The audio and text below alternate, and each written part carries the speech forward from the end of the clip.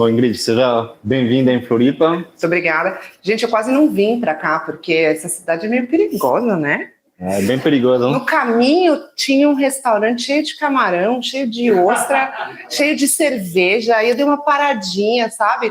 Aí eu não queria ir embora. E aí, gente, eu preciso ir para o evento. Então, muito obrigada pelo convite. Depois do João Camarão, Mané Camarão. João Camarão é nosso QG do Amapá. Tá? Bom, então, com a Ingrid, eu optei por um formato entrevista, porque vocês vão ver que ela tem muitos chapéus, tem um currículo muito completo entre empreendedorismo, políticas públicas, ela representa muitos grupos, as startups, a inovação, o Brasil no mundo, ela traz o mundo para o Brasil. A gente vai explorar esses distintos capítulos aqui, mas primeiro, fala um pouco de você, sua trajetória e como você foi picada por essa doença das startups. Beleza, bom, mais uma vez, muito obrigada, me chamem sempre, por favor. Eu queria começar falando uma coisa da minha vida pessoal, que eu acho que muita gente vai se identificar e justifica muita coisa do que eu vou falar aqui, que é o fato de eu ser neurodivergente. Então, eu sou o famoso louca da cabeça. Eu sou hiperativa, diagnosticada. Eu fui diagnosticada tarde, porque na minha época, né, na minha infância, a gente não falava muito sobre isso. E isso foi muito, muito ruim durante bastante tempo, porque eu era... Explicando rapidamente, né? É mais fácil meninos terem hiperatividade do que meninas. Eu não tenho o déficit de atenção, eu tenho o espectro de hiperatividade do TDAH. E na mulher faz você falar mais que o homem da cobra.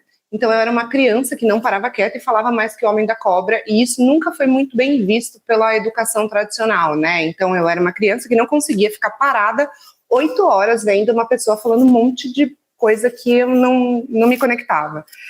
E isso, para mim, foi muito ruim, meio que moldou muito a minha autoestima. Então, eu fui criada com uma autoestima muito baixa, porque eu achava que eu era ruim, que eu não me adaptava, que eu não me conectava naquele ambiente.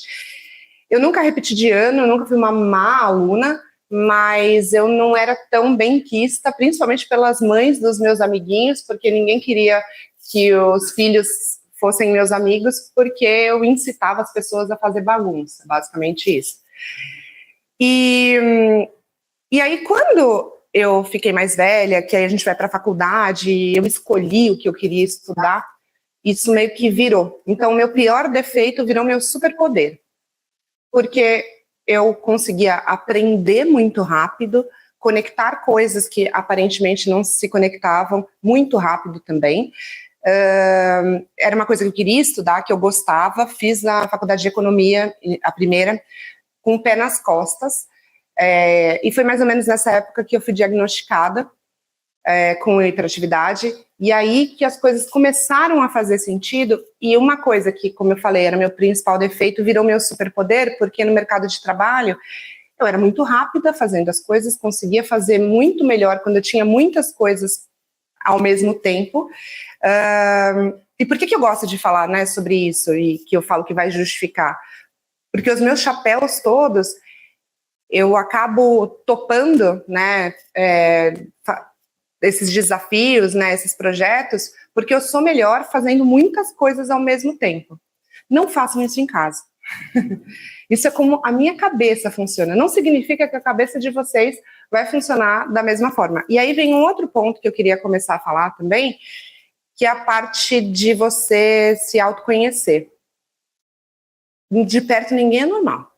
Todo mundo tem se fuçar ali, tem uma patologia. Então, aprenda a se conhecer, porque aí você vai conseguir destinar ali a sua essência para algo que faça mais sentido com você, que no meu caso, acabou sendo um pouco do mercado financeiro / empreendedorismo. Então, agora continuando, né, com a vida tradicional, fui mercado financeiro 14 anos, 4 anos Santander, 10 anos JP Morgan. Sou economista, fiz engenharia civil. E por que eu quis falar da hiperatividade? Porque uma das maneiras que eu aprendi a drenar meu excesso de energia foi estudando. Eu não consigo parar de estudar. E aí fiz engenharia civil e eu ganhei um MBA do JP Morgan, fazendo engenharia civil, e foi esse MBA que me fez sair do JP, porque foi quando eu tive contato com tecnologia, vi que o mundo estava mudando, e eu queria estar do lado de quem ia dominar o mundo, não do lado de quem ia ser dominado. E aí, em 2016, optei por sair, não sabia o que eu queria fazer, nunca achei que eu fosse empreendedora, e eu fui fazer um mini sabático pela Ásia, que é o que a gente faz quando a gente não sabe o que quer fazer. Não encontrei a paz interior, eu sempre faço essa piada, porque é mentira, é só para vender pacote de viagem para a Ásia, não caiam nessa. E quando eu voltei numa fintech, que eu nem sabia direito o que era, uma fintech, que foi o Banco Neon. Na época eles estavam bem no comecinho, e eu fui com o mandato de criar a conta digital PJ deles. A gente estava aprendendo ainda o que era uma conta digital PF. Para mim, tudo já era digital, assim, porque o dinheiro era já digital nos bancos, mas uma conta digital, qual que é a diferença?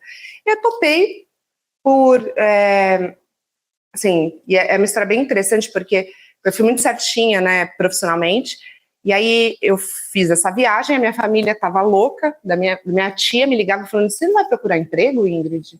Tipo, tô 4 meses viajando pela Ásia, e a minha família achando que eu estava perdida na vida. E aí eu falei, eu cheguei numa segunda-feira e comecei a trabalhar na segunda-feira, direto, assim, da viagem. Cheguei no domingo à noite, e comecei na segunda. E a minha mãe me ligou falando assim, Ingrid, você voltou de viagem? Você nem me contou que você voltou de viagem? O que está acontecendo? Você está bem? Eu falei, não, tô ótima, mãe. Tô trabalhando. Não era isso que vocês queriam? Tô aqui, ó, trabalhando num banco digital. Banco digital, Ingrid? O que é isso? Banco digital, mãe. Eu também não sabia, né, o que era, mas eu estava tentando passar segurança. Não, banco digital, mãe, é novo, super novo. Qual que é o nome disso, Ingrid? Neon. Banco Neon? Isso tem agência? Aí eu falei, não, mãe, mas é digital e tal. Minha mãe começou a chorar, falando, o que você está fazendo da sua vida? Você largou o maior banco de investimento do mundo para trabalhar o quê? No Banco Neon? O que é Banco Neon? E aí ela parou de chorar, ficou calada uns minutos assim e falou, Ingrid, você está usando drogas? E foi assim que eu comecei a minha carreira no mundo das fintechs, muito bem recebida, todo mundo confiando cegamente no que eu estava fazendo, e eu fiquei muito apaixonada por esse mundo, só que eu não sabia como ele se organizava no sentido regulatório, e eu morria de medo real de ser presa, porque o mercado financeiro é super regulado, eu trabalhava, a minha escola foi uma escola muito conservadora, de banco de investimento, americano, compliance e tal, e aí o Neon fazia parte de um grupo, o primeiro grupo de incubação do Pinheiro Neto Advogados, e quem me atendia, né, era o Bruno Baldutini, que eu sou fã incondicional, nesse programa de aceleração do Pinheiro Neto. E aí eu falava abertamente para o Bruno, eu falei, Bruno, se isso aqui não der certo, eu preciso voltar para o mercado financeiro.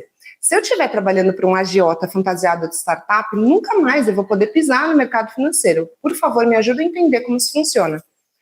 E aí ele começou a me explicar ali os meus primeiros passos no que estava acontecendo de inovação na regulação.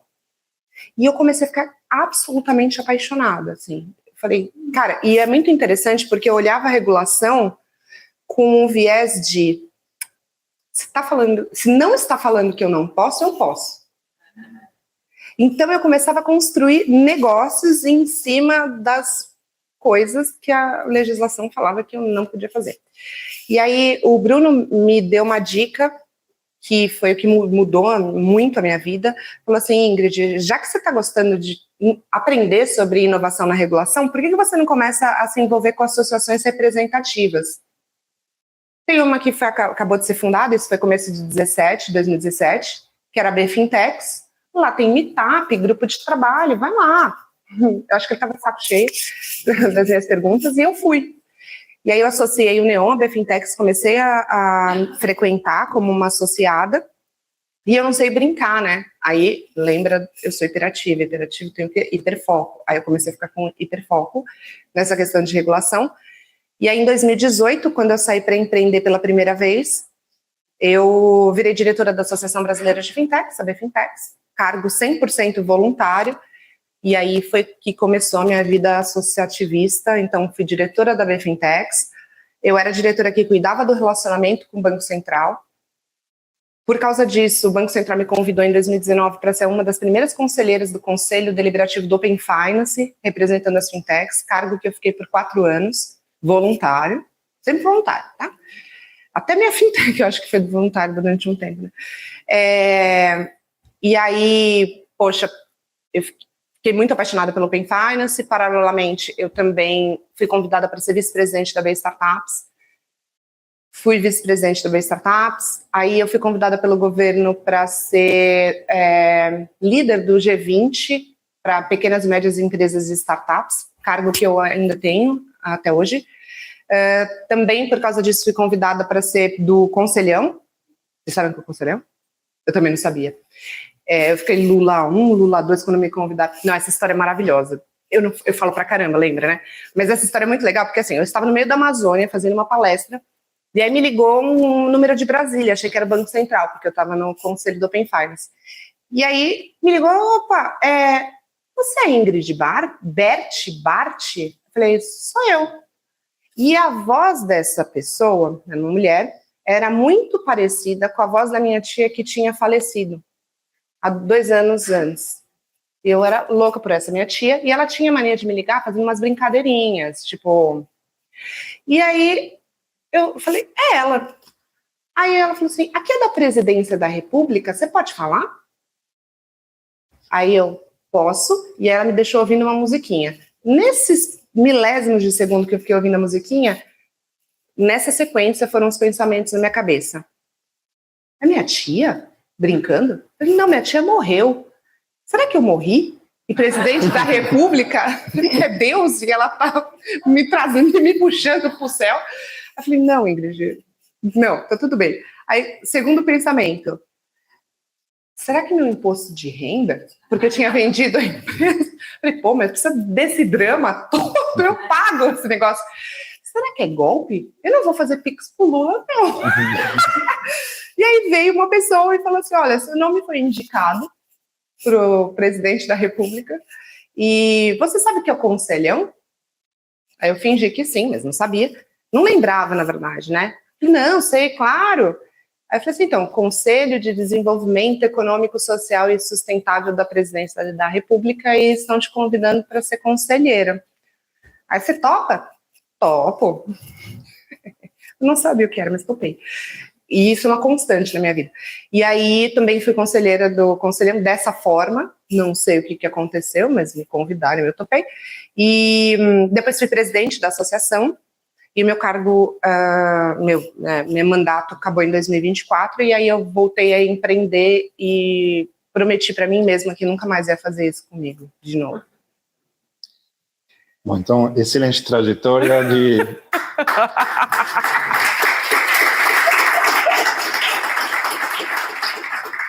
Bom, e além de aluna hiperativa que virou uma super empreendedora, você tem outro superpoder que é de conectar as pessoas, tá? E aí, em particular, você conecta muito bem os empreendedores entre si e os empreendedores com o regulador e com o poder público local e global. Então, eu queria que você contasse um pouco da tua experiência e tua visão sobre como as startups podem se juntar, o que deu certo, o que deu errado, e o que você acha hoje em dia das forças e das fraquezas dessas associações em relação ao poder público, para a gente poder acelerar isso, e das discrepâncias que você vê no país também? Perfeito. E assim, eu aprendi a gostar muito de associação, porque eu percebi que reguladores, de uma maneira geral, poder público, eles não querem falar com as entidades por elas, assim, né? Porque são muitas entidades e a gente não tem tempo para isso, não tem agenda para essas coisas.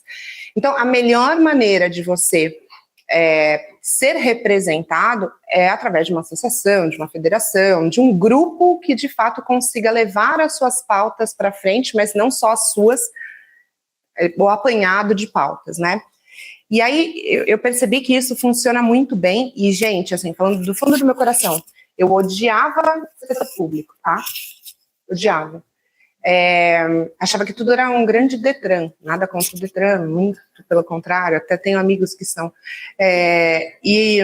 Mas brincadeiras à parte, quando eu comecei a me envolver com a BFintex e com o Banco Central, eu fiquei extremamente admirada pela qualidade dos servidores, pela qualidade técnica desses servidores. Então, assim, eu fiquei encantada, realmente muito positivamente impactada. São pessoas, muitas vezes, brilhantes e que precisam saber o que o setor quer. Então, não adianta também você, que é de um setor que é inovador, que ainda não tem regra, vamos supor, ficar lá só brigando internamente entre si, reclamando que nada acontece, se você não consegue falar o que você precisa.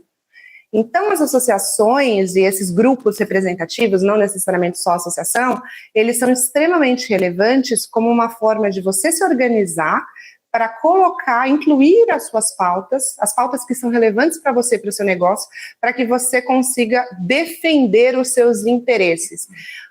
A parte pública, de políticas públicas, os reguladores, eles não têm que inovar sozinhos. Eles precisam entender o que vai funcionar na prática para então pensar como acomodar isso na maneira regulatória ou numa política pública. Então, uma coisa que eu percebi que funciona muito é quando você, de fato,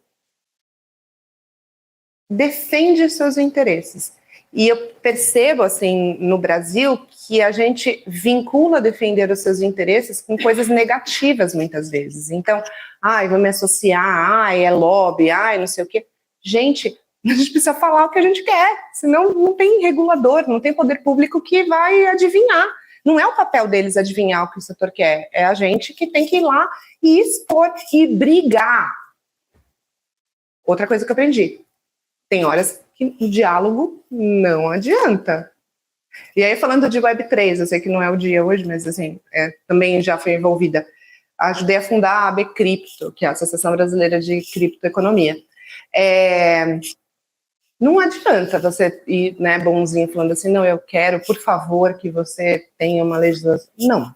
Tem momentos que você tem que se impor e falar, tem que acontecer, senão a gente vai pelos caminhos que estão falando que, assim, se não tem regra, não está falando que não pode, a gente faz. Então, é muito isso, assim, é aquela fome de fazer a coisa acontecer. E eu acho que cada vez mais a gente vai percebendo isso, mas acho que funciona muito bem. E o que não funciona é exatamente essa passividade. Não adianta. Se você ficar passivo, vai vir uma regulação, uma regra, uma política pública que vai te atropelar. Então, se quiser sobreviver, tem que se manifestar. Uma vez, uma chefe minha do JP Morgan me falou uma coisa, chefe não, né, ela é uma mentora, me falou uma coisa muito impactante, que serve para a minha vida inteira e acho que para todo mundo aqui, principalmente em setores inovadores. Ela falou assim, olha, eu tenho uma filha que é o amor da minha vida. Eu amo ela. Só que, se ela não me falar que ela está com fome, eu não tenho como adivinhar que ela está com fome. Então, ela precisa me falar. Mesmo eu amando ela, eu não tenho como adivinhar o que ela quer. E aí, eu acho que serve muito para isso, assim. Não importa se o regulador, se o poder público, se as autarquias, se as empresas, elas adoram o tema. Você precisa falar o que você precisa, o que você quer, qual que é a sua fome, para que então as coisas possam minimamente se materializar e acontecer e os caminhos serem abertos. Então, o que não funciona, eu sinto, é que, assim, você quer estar no setor inovador, você não pode ficar quieto. Não pode. Bom, você representa a indústria de fintechs domesticamente, você representa a indústria das startups domesticamente, mas você vai além das fronteiras também, não? Você já levou delegações, você já representou essas indústrias, acho que, se não me engano, você foi para a Índia, sou para a África do Sul. O mundo das startups e das fintechs e do empreendedorismo mais bottom-up, o que a gente está discutindo aqui, como superpoder social, no contexto brasileiro em relação ao mundo. Orgulho ou síndrome do vira-lata? As duas coisas. Gente, agora eu quero falar uma coisa assim, e não é uma democracia, eu não quero saber a opinião de vocês, eu só quero que vocês aceitem o que eu tô falando. O brasileiro é o melhor empreendedor do mundo. Ponto.